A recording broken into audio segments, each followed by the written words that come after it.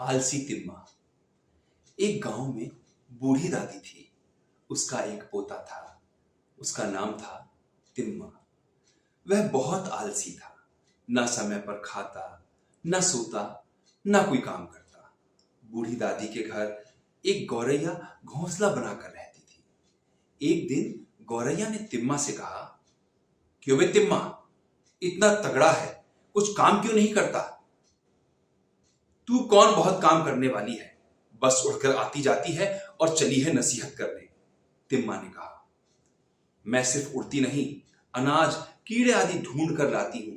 घोंसले में बच्चों को खिलाकर मैं भी खाती हूं। गौरैया ने कहा, 1000 बार उड़कर जाओ, उससे मुझे क्या मतलब? मेरे मामले में दखल दिया तो मैं तेरा घोंसला तोड़कर फेंक दूंगा। तिम्मा ने कहा। उसकी बातों से डरकर गौरैया उड़कर भाग गई। इस आलसी को राह पर लाना ही होगा, गौरैया ने सोचा। उसे एक उपाय सूझा। वह तुरंत दादी के पास गई। दादी, तिम्मा अगर आलसी है तो इसका कारण तुम हो।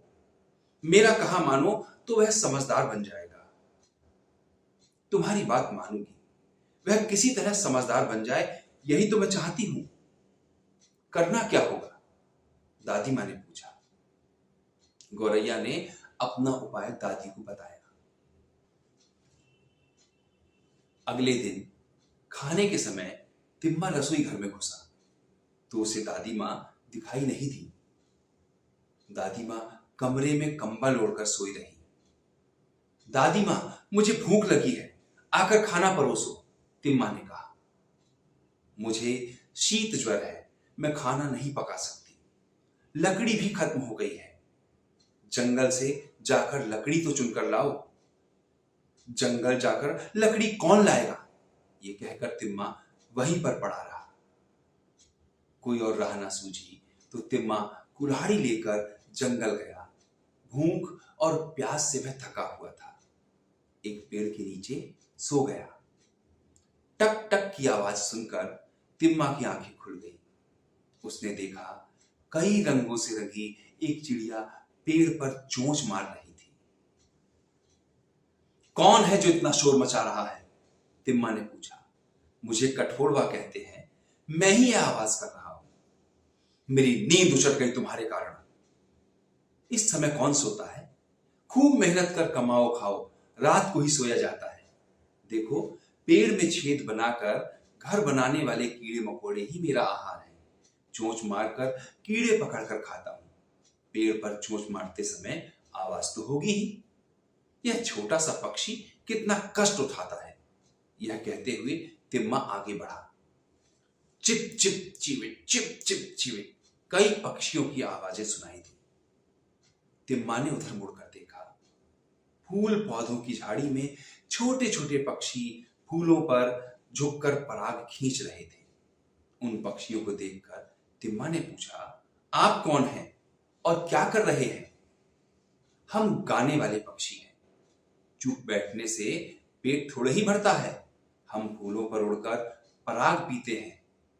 कितने छोटे आकार के पक्षी हैं, लेकिन पेट भरने के लिए कितना श्रम करते हैं, तिम्मा ने कहा। तिम्मा और आगे बढ़ा। उसने देखा कि पेड़ पौधों की झाड़ी में एक लंबी पूंछ वाला पक्षी ट्विक ट्विक की आवाज के साथ पौधों के पत्तों के बीच रेशों से सिलाई कर रहा था। तुम कौन हो? इन पत्तों को इस तरह क्यों सी रहे हो? उसने पूछा।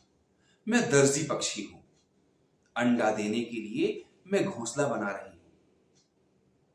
वाह रे, एक मूठ भर का इसका आकार नहीं, कितना अच्छा सिलाई कर रहा है, उसने सोचा। फिर वह तालाब के पास गया। कबूतर से भी छोटा एक पक्षी वहां पानी पर उड़ रहा था। सफेद और काले रंगों वाला यह पक्षी अपनी दोनों आंखें बंद कर पानी में डूब गया। जब पक्षी पानी से बाहर निकला तो उसकी चोंच में एक मछली थी।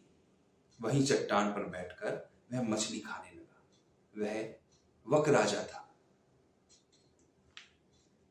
संसार का हर जीव अपना पेट भरने के लिए श्रम करता है।